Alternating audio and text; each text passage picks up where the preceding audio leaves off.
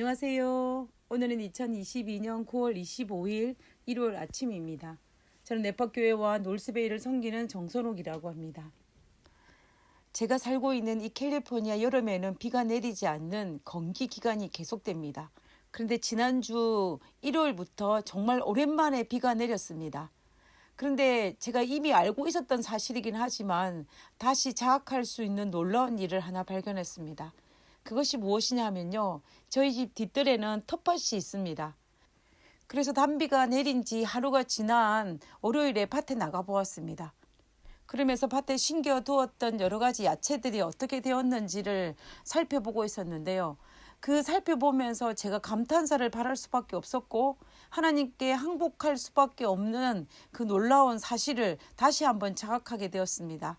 왜냐하면 제가 가을 무시를 뿌린 지 3일밖에 되지 않았는데 그 무시가 어제 내린 단비로 인하여 다 싹이 터서 땅 위에 뽀족뽀족 올라와 있었던 것입니다.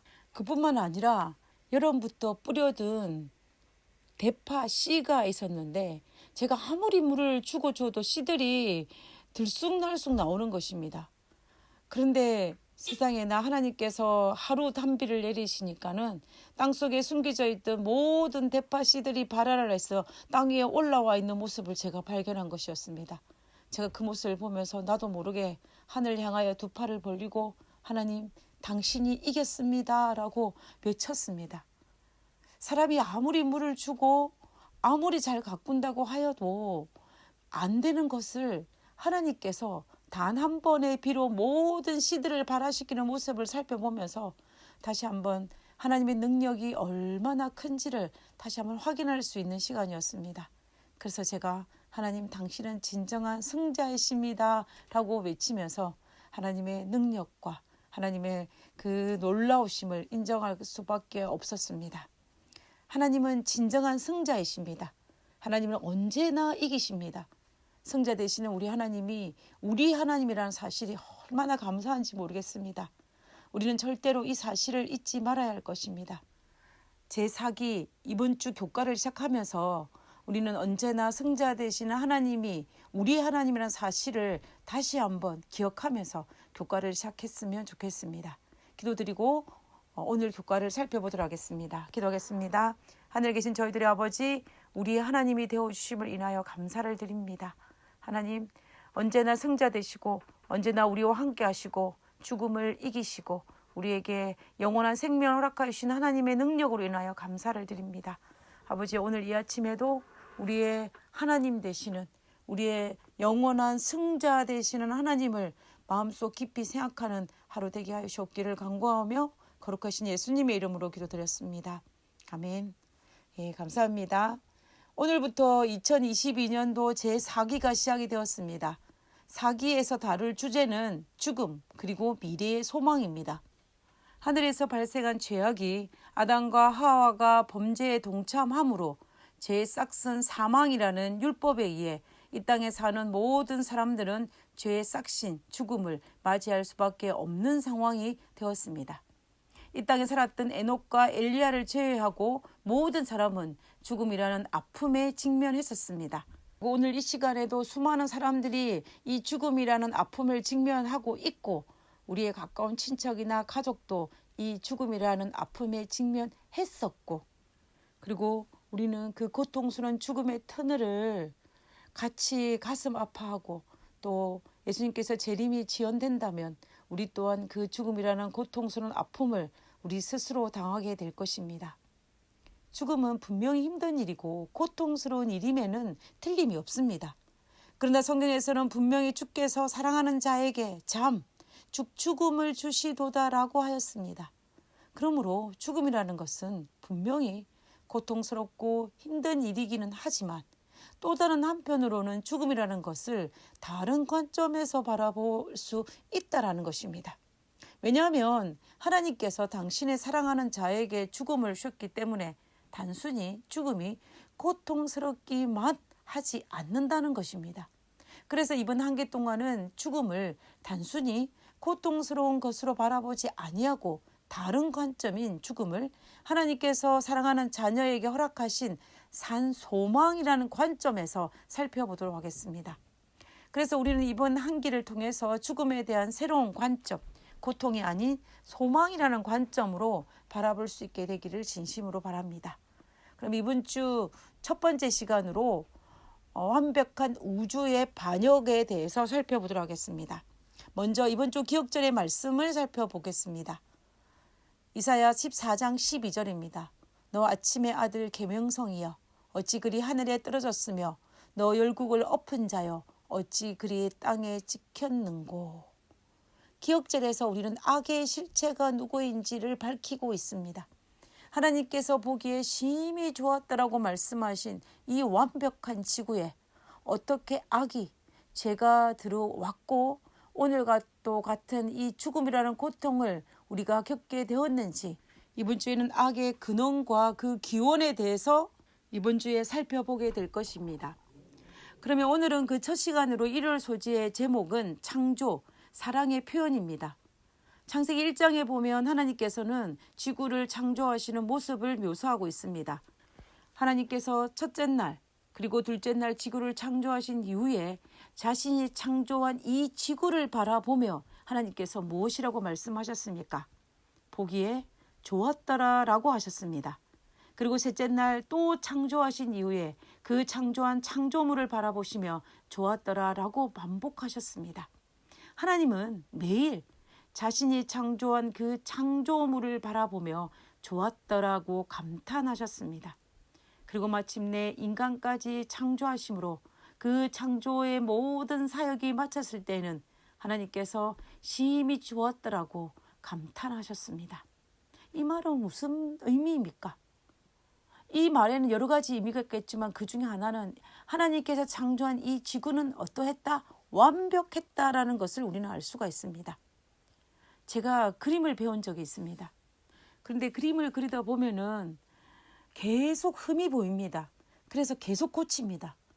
다른 사람들이 보기에는 다 맞았다고 생각할지 모르지만 그림을 그린 당사자는 계속해서 흠이 보이기 때문에 고치고 고치기를 반복합니다.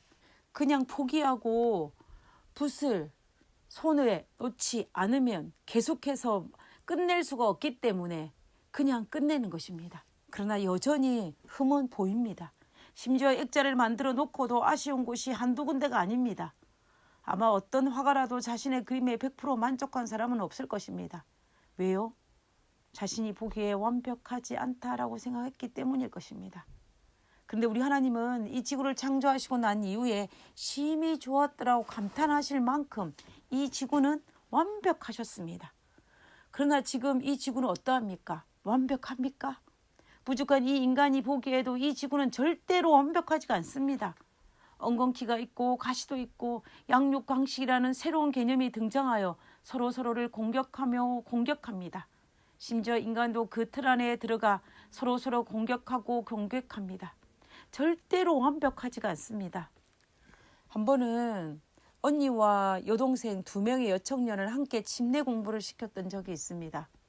침례 공부를 시키는 중반기를 넘었을 때 어느 날 성경 공부를 시작하고자 했는데 언니와 동생이 서로 씩씩대면서 공부하기 전에 누구의 말이 맞는지 판결을 내려달라고 저에게 요청을 했습니다.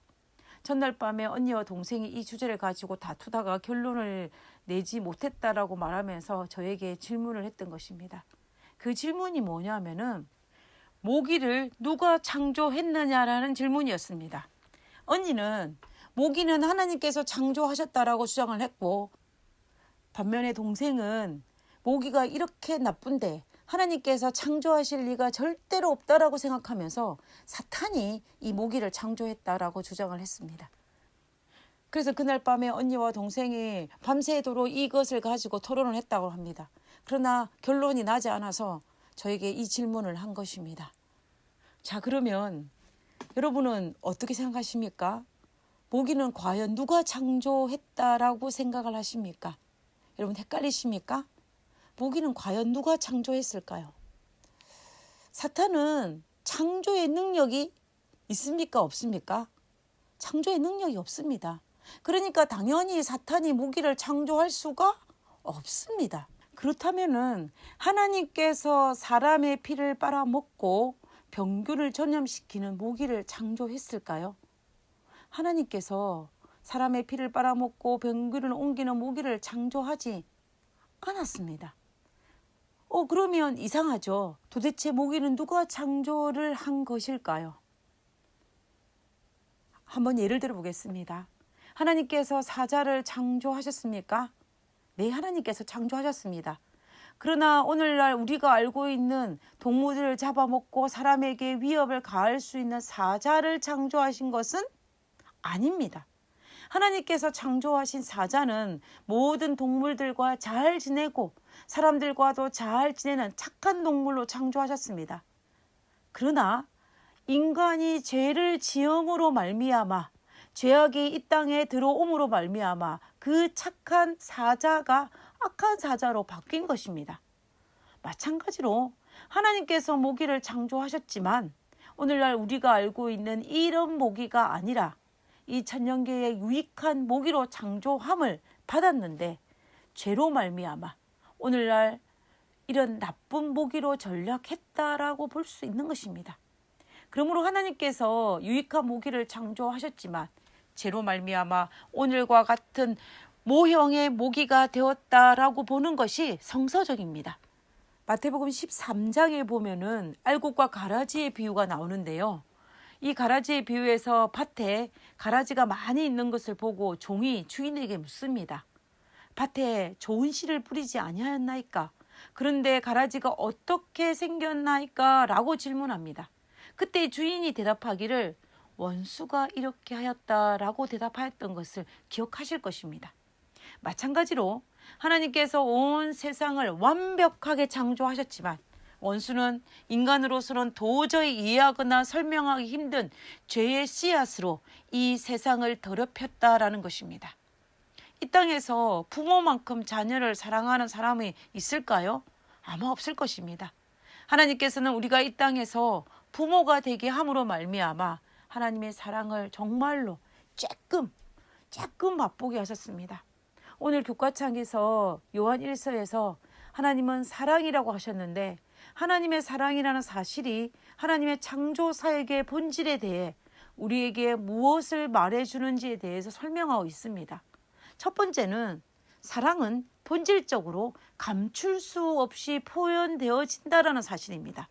다시 말하면 자체가 사랑이신 하나님께서 창조하셨는데 그 사랑이 창조를 통하여 드러나셨다라는 것입니다. 보통의 부모는 출산한 자녀에 대해서 형언할 수 없는 사랑의 마음이 자동적으로 생기게 됩니다. 그리고 그 사랑으로 아이와 정말 끈끈한 관계를 맺어집니다. 이와 마찬가지로 우리 하나님은 자신의 사랑으로 우리를 창조하셨고 그리고 그 창조물을 하나님의 사랑으로 우리와 연결되어 있다라는 것입니다. 그 사랑의 하나님이 자신의 사랑스러운 창조물을 바라볼 때에 좋았더라, 심히 좋았더라가 자동적으로 감탄사가 나오지 않을 수 없었던 것입니다. 우리가 두 번째는 하나님께서 하시는 모든 일은 그분의 무조건적이고 변함없는 사랑의 표현이라는 것입니다. 이 사랑에 하나님의 창조 사역과 구속 사역뿐만이 아니라 심지어 심판에도 여전히 그 사랑이 적용된다라는 것은 참으로 놀라운 일입니다.